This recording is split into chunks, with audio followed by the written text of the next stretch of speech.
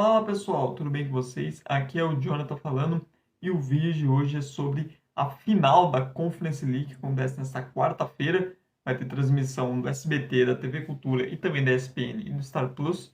E aqui eu vou trazer um pré-jogo desse grande confronto entre Olympiacos e Fiorentina. A final será em Atenas. Então eu já peço você deixar o seu like aqui e se inscrever no canal caso ainda não seja inscrito e também mostrar esse vídeo aí para seus amigos e amigas que vão assistir a final da Conference League e também são fãs de futebol alternativo. Bora lá iniciando falando sobre as campanhas de ambos os times até a grande final. O Olympiacos ele vem da Liga Europa, que foi o terceiro colocado no grupo A, um grupo que tinha West Ham e Freiburg, que foram os classificados. A equipe desce, inicia naquela fase de playoffs contra o Ferencváros da Hungria, um confronto ali do leste europeu, e se classifica com 2 vitórias por 1-0, tanto dentro quanto fora de casa. Nas oitavas tem um primeiro confronto maluco, que é contra a equipe do Maccabi Tel Aviv, na ida dentro de casa, na Grécia, toma um 4-1 surpreendente e na volta, jogo em campo neutro, com tudo que está acontecendo em Israel, a equipe consegue uma das viradas mais épicas do futebol europeu nos últimos anos, devolve o 4-1 no tempo normal e na prorrogação faz mais 2 gols, ou seja, um total de um 6-1 no jogo de volta e se classifica de maneira completamente maluca para as quartas. E o confronto nas quartas de finais foi um grande confronto, é um clássico contra o Fenerbahçe. Gregos e turcos possuem uma enorme rivalidade histórica e que o futebol é um campo onde isso pode ser melhor visto, tanto que os dois jogos não tiveram presença de torcida visitante, devido ao temor das autoridades por problemas. Na ida na Grécia, o Olympiacos chega a abrir 3-0, mas toma 2 gols no segundo tempo, ou seja, termina um 3-2 na vantagem mínima ali. Na volta, em Istambul, perde por 1-0 e o jogo vai até os pênaltis, onde o Olympiacos se classifica com 3-2 em uma classificação épica, histórica, por toda a rivalidade que existe entre gregos e turcos. E na semifinal, a equipe enfrenta o Aston Villa, time da Premier League, a grande liga do mundo, ou seja, foi com total azarão para esse confronto.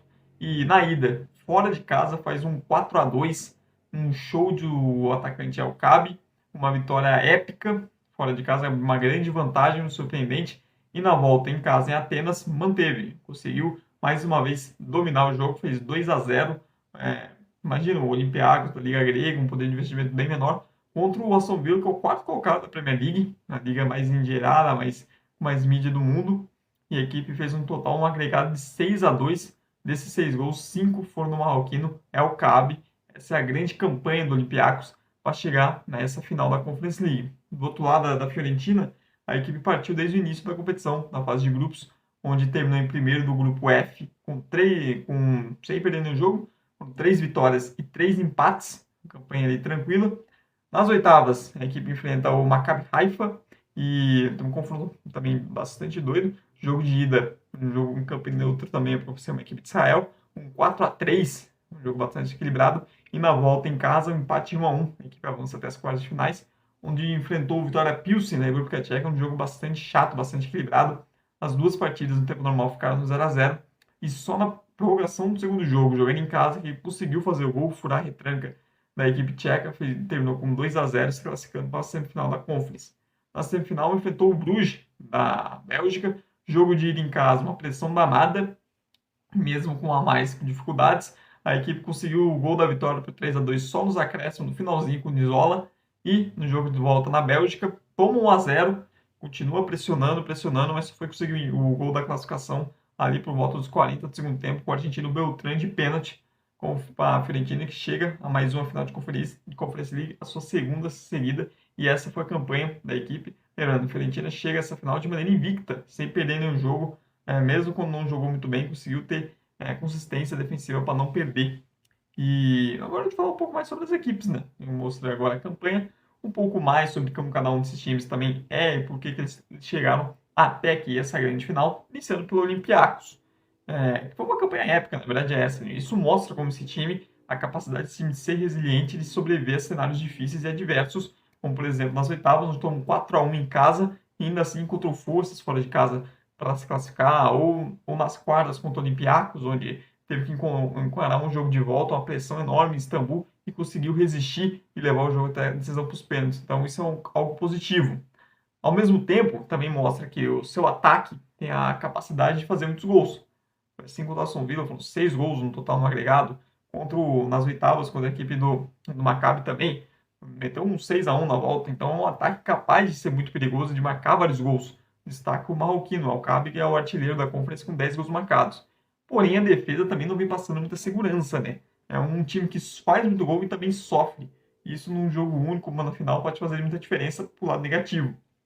Então o Olympiacos vai precisar ter mais consistência defensiva se quiser ser campeão, pois se repetir as atuações que teve em outros momentos, isso pode acabar custando muito caro, pois não é sempre que o seu ataque vai conseguir fazer vários gols. Agora, se você tem uma defesa que toma muitos gols, a probabilidade dela tomar muitos gols sempre é muito maior.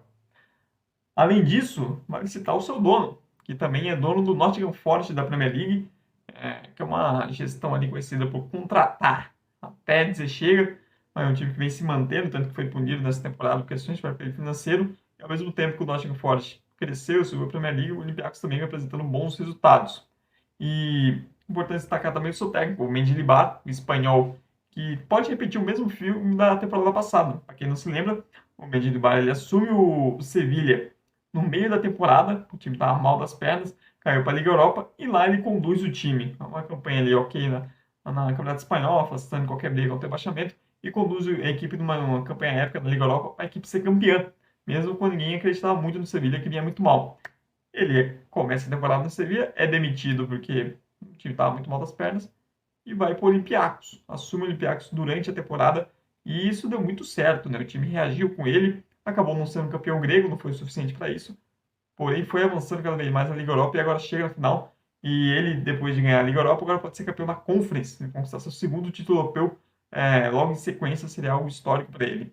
Além disso, destacar que a primeira final europeia da história do Olympiacos, o futebol grego só tinha uma final europeia em toda a sua história, foi o Panathinaikos ali no início dos anos 70, no final do Champions, onde a equipe é derrotada pelo Ajax do Cruyff, e agora a equipe, o futebol grego volta a estar na final de competição europeia, é um povo muito apaixonado por futebol, e é a primeira vez do Olympiacos neste grande palco, justamente em Atenas, justamente em casa, diante do seu torcedor, e também convenhamos que a UEFA deu um pouco de azar nisso, né? Porque a gente tinha como prever que uma equipe grega ia chegar tão longe, e, por exemplo, se fosse aqui na Conmebol, a final seria lá do estádio, seria um estádio maior que o Estádio Olímpico de Atenas.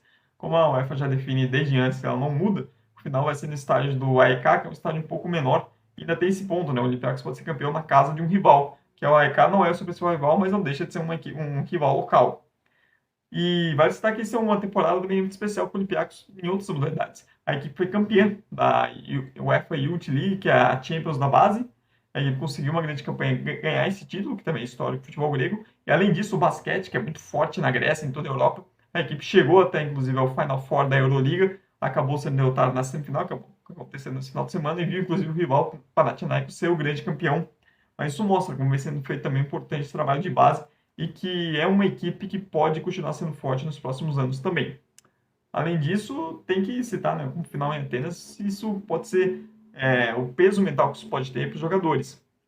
Tanto positivo, você ter o apoio do seu torcedor, vai ser maioria no estádio, quanto se caso estiver atrás do placar, isso pode acabar se revertendo de maneira negativa. O nervosismo, estar jogando em casa, perder uma final em casa seria um peso também enorme para quem está em campo, tendo comissão, jogadores, e se isso também não pode acabar sendo um peso negativo para a equipe em caso de, estando atrás do placar, não conseguir reverter.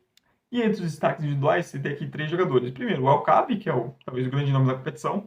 Além dele, tem o português, o Podense, emprestado pelo Wolverhampton. E além disso, o grego Fortounis. São 3 jogadores importantes que são protagonistas dessa campanha do Olympiacos e da caminhada até a final. Já pro lado da Fiorentina, vale citar que essa terceira final em 2 temporadas da equipe, na temporada passada, chegou na final da Copa Itália, foi derrotada pela Inter, e também chegou na final da Conference, onde foi derrotada pelo West Ham, mais uma vez na final da Conference, e essa temporada chegou até a semifinal da Copa Itália, onde acabou caindo para a Atalanta, então é um time que nas Copas, desde a chegada do Vincenzo italiano, vem se mostrando muito forte, muito competitivo, conseguindo grandes campanhas, mas está faltando justamente o título, né? Pode se inspirar no exemplo da Atalanta. A Atalanta é uma equipe que também vem muito bem nas Copas, mas faltava o título. E justamente nessa temporada conseguiu sair da seca. A Fiorentina tem mais uma chance de conquistar um título europeu, que seria histórico para o time. E o trabalho do time italiano é muito bom, né? A Fiorentina, nos últimos anos, na década passada, chegou em alguns anos a brigar mais embaixo da tabela. Agora se recuperou, é um time que vem fazendo presença em competições europeias, então já está classificado para a próxima Conference, caso perca. Se ganhar, vai para a Liga Europa, se perder, pelo menos já tem a vaga garantida em competições europeias. E isso pode ser um peso mental, né? Esse peso das finais perdidas, caso a Fiorentina, por exemplo, saia atrás do placar Será que a equipe vai ter a força para se recuperar? Será que não vai ficar na mente aquela lembrança ruim da temporada passada, né, das finais, tanto para a Inter quanto para o West Ham? Além disso, vale citar também como é um time que em alguns momentos sofreu muito mais do que deveria, muito por conta da dificuldade em transformar as chances que tem em gol.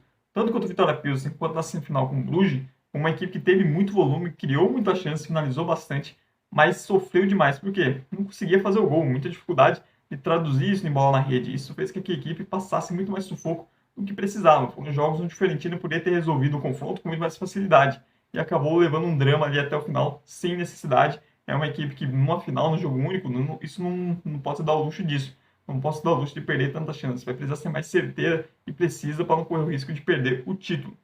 Vale destacar também que a Fiorentina é uma equipe superior tecnicamente a Olympiacos e isso vai para o banco de reservas, tem mais opções que podem fazer diferença.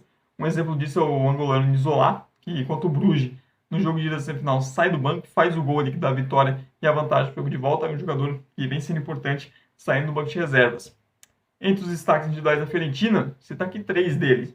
O Nico Gonzalez, o argentino, que é o grande jogador do time, vencendo já o grande jogador do time, é um jogador de seleção argentina. O Bonaventura, italiano, ex-Milan, vem sendo uma peça importante no meio campo. Além disso, o lateral esquerdo, Biraghi, jogador também passado pela seleção italiana, é um cara de muita liderança. A Fiorentina que tem os brasileiros Arthur e o Dodô, titular da lateral direita, enquanto o Olympiacos tem o brasileiro Rodinei, o ex-lateral de Flamengo Internacional, é titular e peça importante dessa equipe do Olympiacos, o Brasil sendo representado mais uma vez em finais europeias. Agora eu quero saber de você. Deixe aí nos comentários qual é o seu palpite, quem você acha que vai ser o grande campeão da Conference League, se o Olympiacos ou a Fiorentina. Também peço para você dar like aqui no vídeo, se inscrever aqui no canal, caso ainda não seja inscrito, também divulgar esse vídeo com seus amigos que vão assistir a final da Conference. Muito obrigado por ter vindo até o final, tchau, tchau e até a próxima.